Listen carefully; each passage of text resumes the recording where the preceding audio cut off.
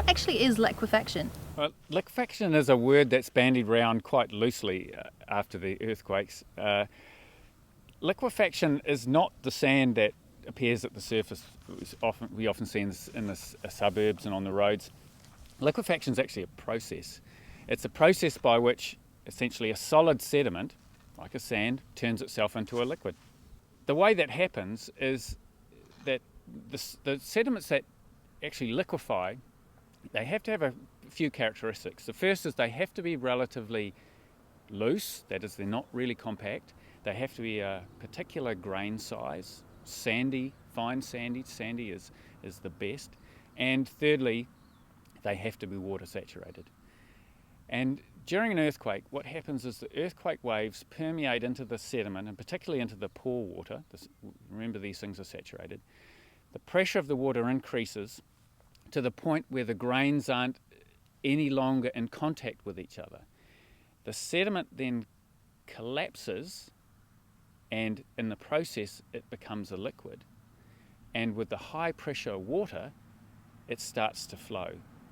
And it will flow anywhere that the surface allows it to flow. So if you have a very firm crust, it might not get to the surface. But if you have a thin, weak crust, it'll break through and it'll start flowing across the surface of the land.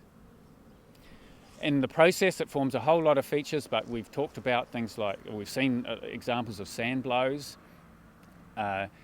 These are volcano-like features where the sand comes up with a central crater and then flows out to form a symmetrical feature.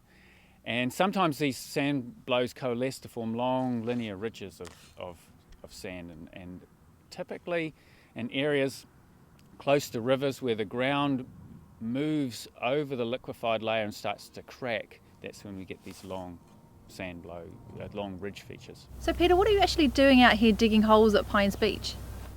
We're out here at Pines Beach to dig trenches to see what effect liquefaction has on the soil profiles.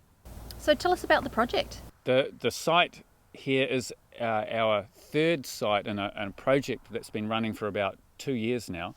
It's funded from the Natural Hazards Research Platform, and it involves Lincoln University, and I'm from Lincoln University, and a PhD student, Monica Bucci, from Italy. She came especially to work on liquefaction following the September and February earthquakes, and also colleagues at GNS Science, Pilar Villamor, based in Avalon, Lower Hutt. The project is aimed at understanding where best to go in a landscape to look at evidence of past liquefaction. We're using the Canterbury earthquakes as a modern analogue for the effects of liquefaction, and where we find liquefaction related to those earthquakes, we've targeted for study to see if we can identify what particular sediments and what parts of the landscape are most prone to liquefaction. So if we want to go looking for evidence of past liquefaction, where should we go? We're using lessons from the modern earthquakes, or the recent earthquakes, to help us with that. So what have you actually discovered and learned here?